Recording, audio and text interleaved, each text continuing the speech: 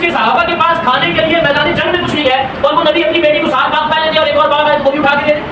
تو یہ سراسر رسول اللہ کی توہین اور بےعدبی ہے جو کہ آپ سمجھتی گئی تو پھر خلیفہ کا حق تو تمہارے نزدیک طاغوت ہے اور طاغوت سے اپنا فیصلہ کروانا گناہ کبیرہ ہے اور تمہارے نزدیک تو سیدہ معصوم ہے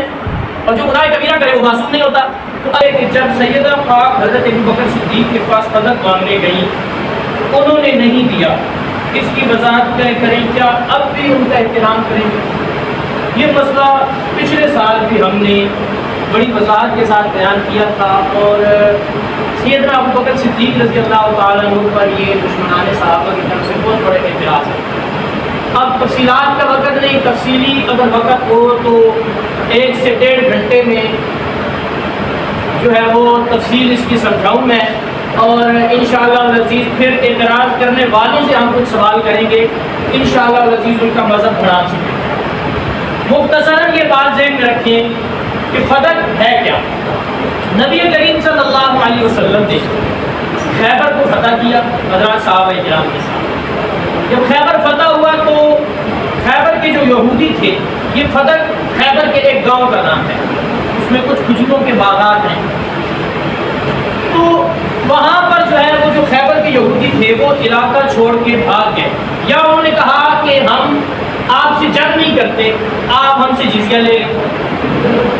تو اب 2 چیزیں ہوتی ہیں، اگر جنگ کرنے کے بعد مال آئے تو اس مال کو کہتے ہیں مال غنیمت۔ اس کا ذکر بھی اللہ تعالیٰ نے قرآن کریم میں ذکر کیا، سورہ انفال جو ہے پوری یہ مال غنیمت کے متعلق نازل ہوئی، یسألونک عن الانفال قل الانفال للہ والرسول، تو یہ ساری جو ہے مال غنیمت کے متعلق ہے۔ دوسرا سوال جو ہے،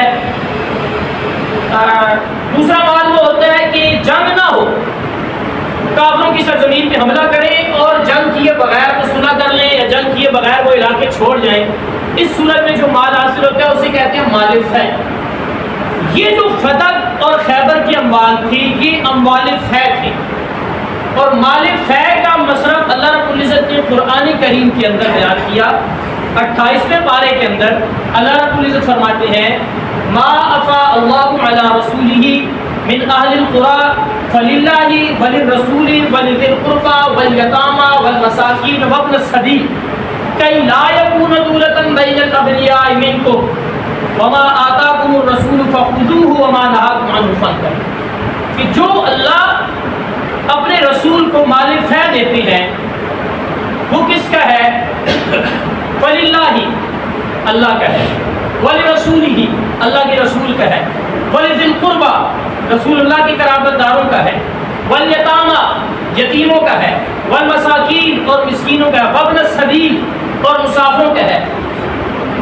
تو 6 مصارف اللہ رب العزت نے قرآن میں اس مال فے کے بیان کر دی، تو پتہ یہ چلا کہ جو مال فے ہے وہ فدق ہو یا کوئی اور ہو، اس کے مصارف 6 ہیں۔ اب ان 6 مصارف میں صرف کیسے ہوگا؟ اللہ کا ہے یعنی اللہ کے راستے میں، غرباء فقراء کا ہے، مساکین کا ہے، مسافروں کا ہے، تو یہ سارا ان کو کیسے ملے گا، کس صورت میں ملے گا؟ اس کا طریقہ یہ ہے، نبی کریم صلی اللہ علیہ وسلم کے زمانے طیبہ میں بھی یہ زمینیں ہوتی تھی بیت المال میں، ان سے آنے والی جو آمدن ہوتی تھی وہ صرف کر دی جاتی تھی ان مصارف پہ، تو تمام مصارف کو ان کا حق بھی مل جاتا تھا اور یہ مال بھی جو ہے بیت المال کے قبضے میں ہوتا تھا۔ یہ بات بڑی واضح ہے، یہ متفقہ بات ہے کہ مال فے یہ کسی کی وراثت، کسی کی ملکیت نہیں ہو سکتی۔ ایک چیز، اب نبی کریم صلی اللہ علیہ وسلم کی حیات طیبہ میں ان اموال کو یوں ہی خرچ کیا جاتا تھا، ادھر سے جو کھجوریں آتی، جو مال آتا اس کو بیچ کر یا اس کو تقسیم کر دیا جاتا، حضور کے قرابت داروں کے لیے بھی ہوتا تھا، حضور کے لیے بھی ہوتا تھا، اور اسی طرح فقراء کے لیے، مساکین کے لیے، یتیموں کے لیے اور مسافروں کے لیے، ہر اعتبار سے اس کو تقسیم کرتے ہیں۔ حضور علیہ السلام کا مثال اقدس ہو گیا، آپ علیہ السلام کی مثال کے بعد سیدہ فاطمہ الزہرا رضی اللہ تعالیٰ عنہ نے وفد بھیجا، حضرت ابو بکر کے پاس بندہ بھیجا، قاصد بھیجا، سیدنا ابو بکر صدیق سے پوچھیں وہ جو اموال فے ہیں، فدق وغیرہ کی زمینیں کیا کریں گے ان کا؟ حضرت ابو بکر صدیق نے فرمایا کہ وہ جس طرح رسول اللہ کے زمانے میں بیت المال کا حصہ تھی ویسی بیت المال میں ہوں گی، اور باقی یہ ہے کہ رسول اللہ صلی اللہ علیہ وسلم نے فرمایا کہ میری وراثت جو ہے، ہم انبیاء جو ہوتے ہیں، نحن معاشر الانبیاء لا نورث ما ترکنا فهو صدقہ، کہ ہم کسی کو وارث نہیں بناتے، جو کچھ ہم چھوڑ کے جاتے ہیں وہ صدقہ ہوتا ہے، لہٰذا یہ سارا مال صدقہ ہو۔ تو سیدہ فاطمہ رضی اللہ تعالیٰ عنہ خاموش ہوئی، اور ساتھ بخاری کے الفاظ ہے، حضرت بکر صدیق نے کہا کہ مجھے رسول اللہ کی قرابت داری سے زیادہ، اپنی قرابت داری سے زیادہ عزیز ہے کہ میں رسول اللہ کی قرابت داری اور رشتہ داری کو چھوڑوں۔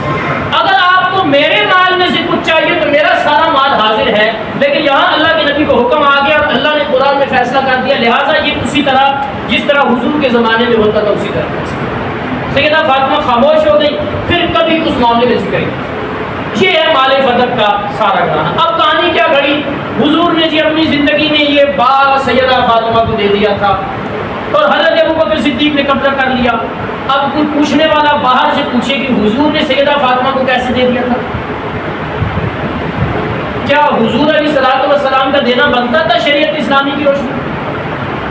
قرآن کہتا ہے 6 مسائل تھے، اور آگے قرآن کہتا ہے کہ لا یکون دولۃ بین الاغنیاء منکم، تاکہ یہ 6 مسلب کیوں ہے، تاکہ تمہاری یہ دولت صرف مالداروں کے پاس ہی نہ ہو۔ اور جو لوگ اس پہ دعویٰ کرتے ہیں وہ پتہ ہے کیا کہتے ہیں کہ حضرت فاطمہ کو جو ہے نا حضور نے 7 باغات دیے تھے، اس کے علاوہ 7 باغات تھے حضرت فاطمہ کے پاس، اور اس کے علاوہ جو ہے حضرت فاطمہ کو حق بڑھنے پتہ نہیں کیا کچھ ملا۔ اب وہ ساری چیزیں اگر لکھی جائے تو 7 باغات سیدہ کے پاس پہلے ہیں اور حضور نے یہ باغ بھی ان کو دے دیا۔ اور ادھر حالت یہ ہے کہ جنگ کے لیے جا رہے ہیں، غزوہ تبوک کا موقع ہے، جہاد کا سامان نہیں ہے، جی ہاں جنگ کے لیے جا رہے ہیں، تلواریں نہیں ہیں، صحابہ کے پاس کھانے کے لیے کچھ نہیں ہے، یہاں تک کہ کھجوریں جب ختم ہو گئی تو ان کی پتلیاں چوس کے پانی پی کے گزارا کر رہے ہیں۔ کیا یہ تصور کیا جا سکتا ہے کہ وہ نبی جس کے صحابہ کے پاس کھانے کے لیے میدان جنگ میں کچھ نہیں ہے، اور وہ نبی اپنی بیٹی کو 7 باغ پہلے دے اور ایک اور باغ ہے تو وہ بھی اٹھا کے دے دے؟ یہ سراسر رسول اللہ کی توہین اور بے ادبی ہے جو کہتے ہیں کہ حضور نے باغ فدق جو سیدہ فاطمہ کو دے دیا تھا، اور سیدہ فاطمہ نے اعتراض بھی نہیں کیا۔ باقی تفصیل اس میں ایک شک کو لیا جائے تو بہرحال اس میں حاصل بات یہ ہے کہ جس طریقے سے رسول اللہ کے دور میں چلتا تھا اسی طریقے سے سیدنا ابوبکر صدیق کے دور میں، اسی طریقے سے حضرت عمر، حضرت عثمان، اور اسی طریقے سے حضرت علی کے دور میں چلتا ہے۔ یا تو حضرت علی نے اس میں کوئی تبدیلی کی ہو کہ یہ میری بیوی کا حق تھا لہٰذا میں اپنے بچوں کو بطور وراثت دے دوں گا، حضرت علی خلیفہ بنے، یوں ہی چلتا رہا جیسے سیدنا صدیق اکبر کے دور میں تھا، اور یوں ہی حضرت رسول اللہ صلی اللہ علیہ وسلم کے دور میں تھا، اور اسی طریقے سے آج تک وہ سلسلہ بیت المال میں زیر اہتمام چل رہا ہے اور انہی مصارف پہ خرچ ہو رہا ہے، قرآن کے مطابق خرچ ہو رہا ہے۔ خواہ مخواہ کی یار لوگوں نے ایک کہانی بنائی اور سیدنا صدیق اکبر پہ الزام لگایا، اور اس کے ضمن میں رسول اللہ کی بھی توہین کی، سیدہ فاطمہ زہرا کی بھی توہین کی۔ سیدنا صدیق اکبر پر تو الزام لگایا ہی لگایا، رسول اللہ کی توہین کیسے کہتے ہیں کہ حضور نے مال فدق جو ہے اٹھا کے سیدہ فاطمہ کو دے دیا باغ فدق؟ کیا یہ تصور کیا جا سکتا ہے؟ آپ مجھے بتائیں انصاف سے کہ پاکستان اور انڈیا کی چلو دشمنی ہے، پرانی جنگ ہو جاتی ہے، بارڈر پہ پاکستان کی فوج حملہ کرتی ہے اور انڈیا والے کو 2 4 5 6 دیہات چھوڑ کے بھاگ جاتے ہیں، پاکستان آرمی اس پہ قبضہ کر لیتی ہے، وزیر اعظم شہباز شریف صاحب ہیں یا نواز شریف صاحب ہیں یا کوئی اپنی بیٹی یا بھتیجی کے حوالے جو ہے وہ کہتے ہیں جی یہ 6 گاؤں اس کے حوالے ہیں، یہ اس کے ہو گئے ہیں، تو ایمان سے بتائے کیا کہیں گے؟ اس نے انصاف کیا ہے؟ یہی الزام تو رسول اللہ پہ لگا رہے ہو کہ صحابہ نے حملہ کیا، فدق چھوڑ کے بھاگ گئے، حضور نے اپنی بیٹی کو دے دیا، یہ الزام حضور پہ لگا رہے ہیں اور کہتے ہو کہ ہم محبت اہل بیت پہ لگے۔ اور سیدہ فاطمہ کے بارے میں کہتے ہیں کہ سیدہ فاطمہ کو حضرت ابوبکر نے حدیث سنائی تو سیدہ فاطمہ ناراض ہو گئی، بھائی حدیث مجھے کوئی سنائے تو میں تو مسرور ہو جاؤں، مجھے جو حدیث سنائے تو میں تو جو ہے اس کا جو ہے وہ اس کے قدموں کو ہاتھ لگانے کے لیے تیار ہوں، قدم بوسی کرتا ہوں کہ رسول اللہ کی حدیث سنائے، تو حضور کی بیٹی کو کوئی حدیث سنائے اور حضور کی بیٹی ناراض ہو جائے، کتنے بڑے بے ادب، کتنے بڑے گستاخ۔ یہ کہانی گڑی بھی تو کیسی گڑی، سیدہ فاطمہ کی بھی اس میں توہین ہو رہی ہے۔ سیدہ فاطمہ کے سامنے جب حدیث رسول آئی انہوں نے سر تسلیم خم کر لیا، اور اصل مقصد سیدہ فاطمہ بتا رہی تھی کہ بعد میں آنے والے میرا نام لے کر سیدنا ابو بکر صدیق کی خلافت کا انکار کریں گے، اور سیدہ فاطمہ حضرت ابو بکر صدیق کے پاس یہ پیغام بھیج کر دنیا کو بتا رہی تھی کہ مجھے اگر کوئی مسئلہ درپیش آیا تو میرے لیے خلیفہ بلا فصل حضور کے بعد ابو بکر صدیق ہے، اس لیے کہ میں نے مسئلہ کہیں اور نہیں لے کے گئی، وہ ابو بکر صدیق کے دربار پہ لے کے گئی ہوں، لہٰذا خلیفہ بلا فصل ابو بکر صدیق ہے۔ ادھر سے کہتے ہیں جی خلیفہ بلا فصل کون ہے؟ جی حضرت علی، علی ولی اللہ وصی رسول اللہ خلیفۃ بلا فصل۔ اچھا بھائی پھر کیا ہوا؟ جی سیدہ فاطمہ خلیفہ کے دربار پہ گئی، بھائی خلیفہ کون تھا؟ حضرت ابو بکر کے دربار پہ گئی، بھائی خلیفہ تو تم کہتے ہو حضرت علی ہے، نہیں جی حضرت ابو بکر کے دربار پہ گئی، تو بھائی ابو بکر کے دربار پہ کیوں گئی؟ پھر کیا کہتے ہیں؟ کہتے ہیں اصل میں وہ خلافت غصب ہو گئی تھی اور ان کی خلافت باطل تھی، سیدہ فاطمہ نے تو جا کر بتا دیا کہ خلافت برحق تھی۔ اور پھر مزے کی بات ایک اور ہے، انہوں نے لکھا ہے ان کی کتابوں میں قد تبین الرشد من الغی فمن یکفر بالطاغوت ویؤمن باللہ فقد استمسک بالعروۃ الوثقی۔ یہ آج کل طاغوت کی بحث بھی بڑی چل رہی ہے، تو تفسیر کمی، تفسیر عیاشی، تفسیر صافی، تفسیر مجمع البیان، 4 معروف تفسیریں ہوتی ہیں۔ ان کے اندر ان چاروں تفسیروں میں اس کی طرح لکھا ہے کہ کسی خلیفہ ناحق کے پاس، کوئی خلیفہ ناحق جو ہوگا وہ طاغوت ہے، کسی کی خلافت پر قبضہ کر کے جو خلیفہ بنے گا، حکمران بنے گا، وہ طاغوت ہے، اور طاغوت کے پاس اپنا فیصلہ لے کے جانا گناہ کبیرہ ہے۔ اب سیدہ فاطمہ گئی ہے سیدنا صدیق اکبر کے پاس خلیفہ برحق سمجھ کے گئی یا ناحق سمجھ کے گئی؟ ہم تو کہتے ہیں برحق سمجھ کے گئی، وہ کہتے ہیں ناحق سمجھ کے گئی۔ بھائی ناحق سمجھ کے گئی تو پھر خلیفہ ناحق تو تمہارے نزدیک طاغوت ہے، اور طاغوت سے اپنا فیصلہ کروانا گناہ کبیرہ ہے، اور تمہارے نزدیک تو سیدہ معصوم ہے، اور جو گناہ کبیرہ کرے وہ معصوم نہیں ہوتا۔